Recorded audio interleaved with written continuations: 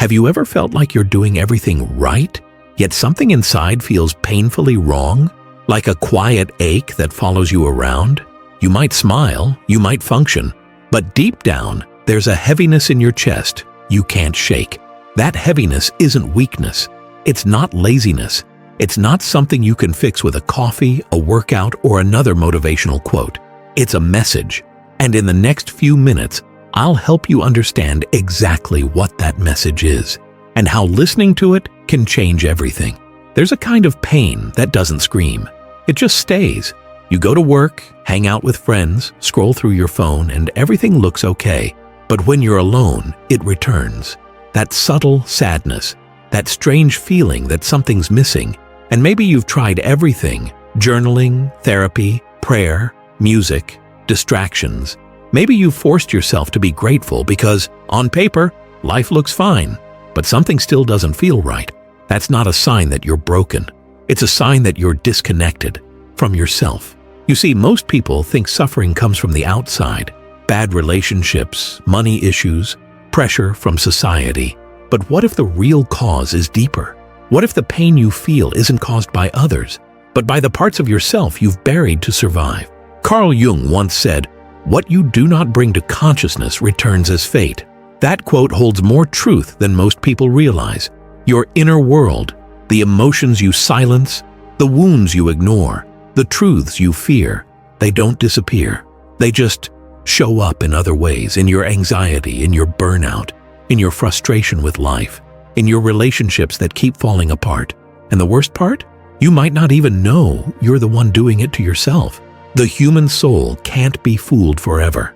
It knows when you're living a lie, and when your life becomes a performance, when you smile while you're aching, agree when you want to scream, stay silent when you need to speak.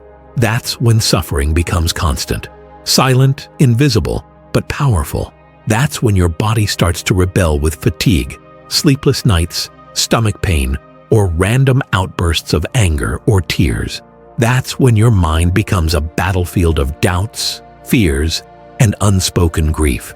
This is what Jung called the cost of disconnection. You were not born to pretend. You were born to be whole. And wholeness requires facing everything you've denied. Your sadness, your fear, your rage, your insecurities. All the parts you've been told to hide in order to be liked, to be accepted, to be loved. But here's the good news. Your suffering isn't a curse. It's a signal, a guide, a call to come back home, to yourself. Because the real healing doesn't happen when you fix the outside. It begins when you turn inward, when you ask yourself, what have I been avoiding? What part of me have I abandoned just to be okay in front of others? The most powerful step you can take isn't to get over it. It's to stop running from it, to pause, to listen, to look at the pain with curiosity, not shame. And that's where we meet the most feared part of our inner world, the shadow. Carl Jung described the shadow as the hidden side of the self. It's everything you've repressed, the anger you weren't allowed to express, the sadness you had to swallow, the selfish desires you judged, the dreams you gave up because someone said they weren't realistic. The shadow is not evil. It's just everything you were too scared to admit was part of you. And here's the secret most people never hear. Your shadow isn't trying to hurt you. It's trying to free you.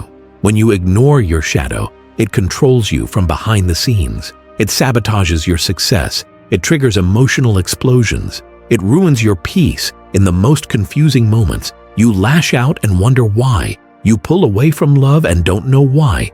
You self-destruct just when things start going well. That's not fate. That's your shadow trying to get your attention. Jung said, until you make the unconscious conscious, it will direct your life and you will call it fate. This is the moment where you stop blaming the world. This is the moment you reclaim your power. Yes, facing the shadow is hard. It's brutal to admit that sometimes we're the reason for our suffering, that we've played roles that aren't ours, that we've lied to ourselves, that we've been afraid to admit our true needs. But this is not weakness. This is courage. And the deeper truth? Your shadow carries power, energy, vitality, creativity. It holds the parts of you that were once alive but were forced into silence. Integrating the shadow doesn't make you dangerous. It makes you whole. But how do you begin? You begin by listening to your body. That tension in your chest when you say yes but want to say no, that's not random. That tightness in your stomach when you're around someone fake, that's not weakness. That mental fatigue when you keep pretending you're okay, that's not just stress. That's your body screaming for honesty. Write down your thoughts. Not for Instagram, not for inspiration, for truth. Write what you're scared to say out loud. Write what you wish someone else would say for you. Let your shadow speak, and you'll realize it's not a monster. It's a wounded part of you that just wants to come home. Seek therapy if you can. But even if you can't, speak with someone who holds space for truth. Not someone who tries to fix you quickly, but someone who listens with their heart. Healing begins with small acts of rebellion against self-betrayal. Saying no when you mean no. Speaking up when you've always stayed silent. Resting when you're exhausted. Walking away from what drains you. Choosing yourself without apology.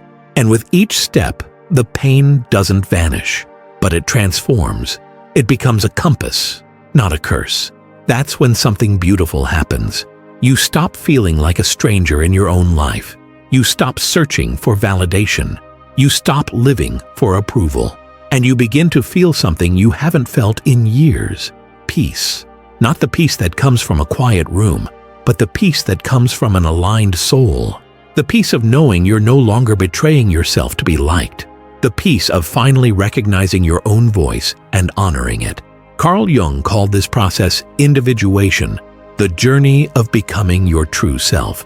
Not the version others expect, not the version that fits into society, but the version that was buried under years of conditioning, shame, and silence. This isn't about perfection.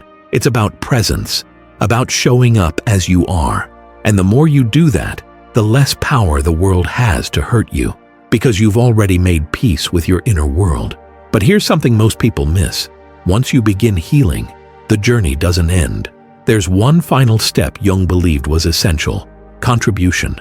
You've faced your pain. You've reclaimed your truth. Now what? Now you help others find their way too.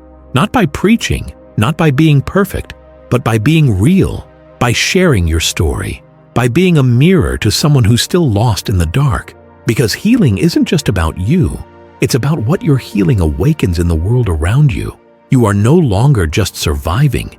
You are choosing to live with awareness, with integrity, and with compassion. And that makes you powerful in a way no title or achievement ever could. Let's end with this. You are not broken. You are becoming. Your pain is not punishment. It is a message. And your shadow is not the end. It's the beginning of your return back to who you really are.